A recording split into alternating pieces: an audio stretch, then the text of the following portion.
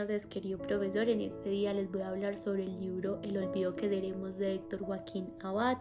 Él nació el 1 de octubre de 1958, es un escritor periodista colombiano, más conocido como por sus diferentes libros como Es Angosta, que obtuvo en abril del 2005 en China el premio a mejor novela extranjera.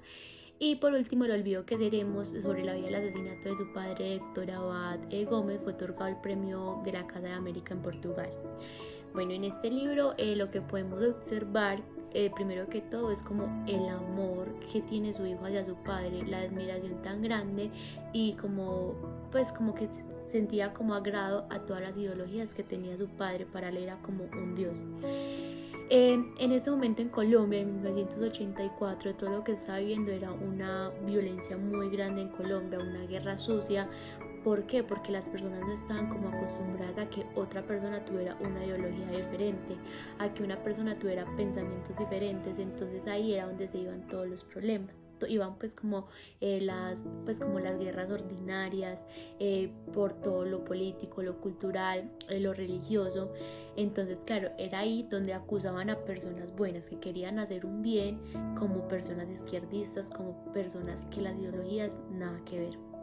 En esta familia, la esposa, por un ejemplo de diferentes como críticas hacia esa familia, una de ellas era que la esposa trabajaba y colaboraba demasiado como en la casa, en el hogar, ya que ella entendía y era consciente, aparte del amor que le tenía a su esposo, entendía que él también necesitaba como prestarle como más atención y más tiempo, dedicarle más tiempo a lo que era como todo lo de la medicina preventiva.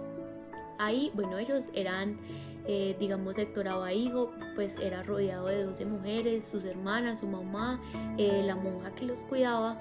Entonces para él la figura más importante era su papá, porque en todo lo que hacía, todo lo que leía, todo lo que investigaba, su padre lo apoyaba.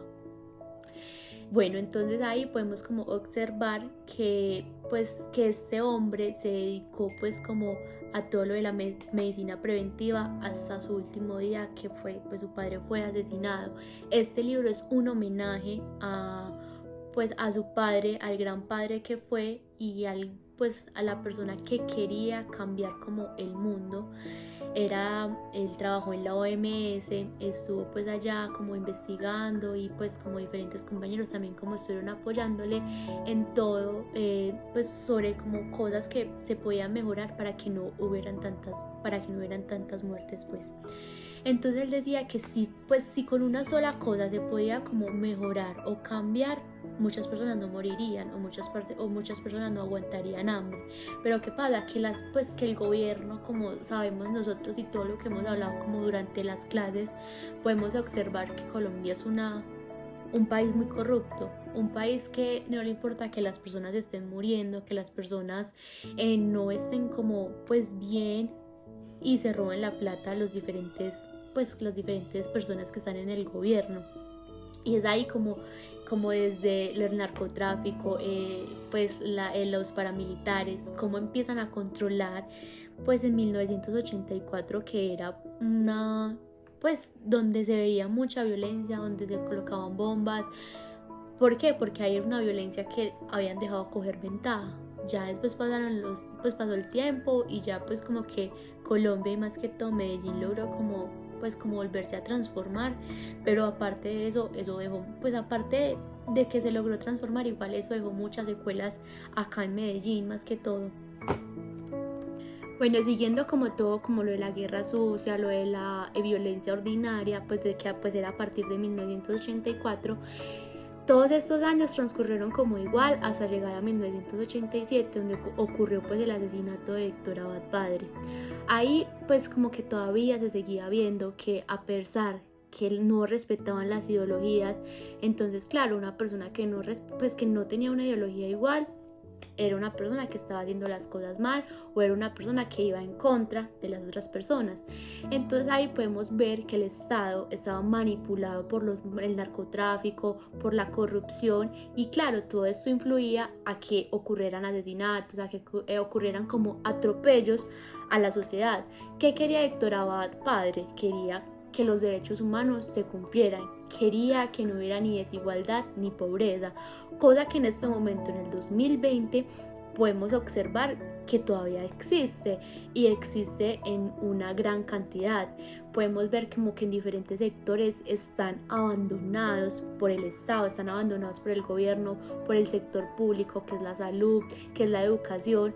Entonces, claro, como que el Estado se centra como en ciertas partes de la ciudad y digamos, podemos teniendo como referencia la década de los 80, la violencia, el terrorismo, todo lo que se estaba viviendo en esa época y por lo que fue asesinado el padre de Héctor Abad, que fue por luchar por los derechos humanos, por la desigualdad y la pobreza.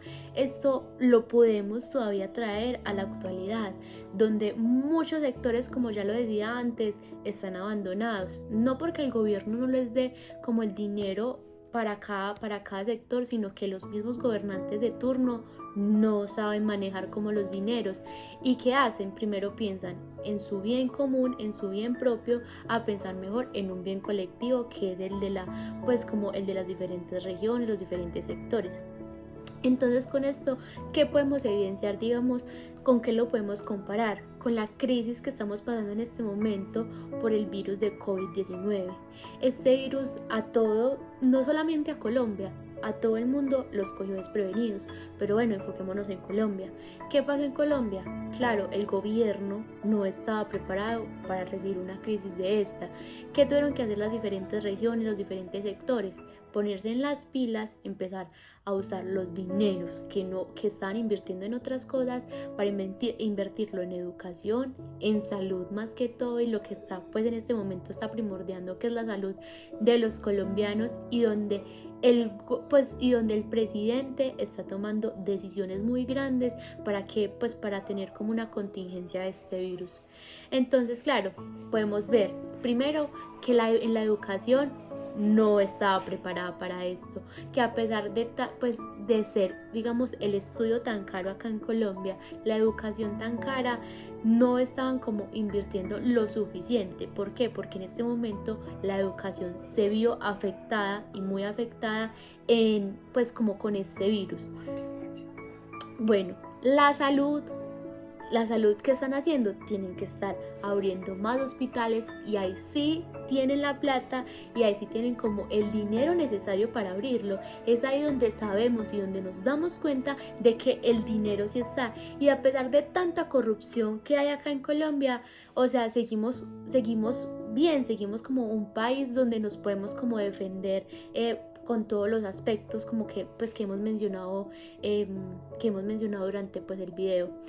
Entonces, esta crisis como que a qué nos ayuda, a que pensemos y que volvamos como a reestructurar como todo, como veníamos como país. Entonces, a invertir en las cosas que sí son necesarias. ¿Qué es lo más importante? Claro, invertir en salud, invertir en educación, que es lo que nos hace crecer como país y nos hace como salir, como ser, no una potencia, pero sí un país más desarrollado. Entonces, vamos a observar que la ventaja del texto es que relata de una manera simple lo que un colombiano promedio en esa época sentía cada vez que mataban a un familiar. Es un colombiano promedio porque en esos años oscuros casi todas las familias tenían que enterrar al menos un ser querido o un allegado. También este libro como que nos ayudó de una manera a demostrar que la guerra no tenía cara en ese momento y que la violencia era la respuesta a cualquier en contra de ideologías, en contra de políticas, en contra de las culturas. Entonces la guerra era la respuesta como a todo en ese momento. Pero la gran desventaja del libro es que era solamente un punto de vista, era la historia de Héctor Abad padre. Digamos, si el libro también como que se hubiera enfocado o hubiera contado como durante el relato historias pequeñas de otros asesinatos, le daría como un plus al libro para que digamos como las personas que lean el libro estén como más contextualizadas y se dieran como cuenta de todo lo que estaba pasando en esa época. Entonces este libro nos ayuda como a dimensionar la magnitud de los problemas a los que se enfrentaba Colombia en la década de los 80.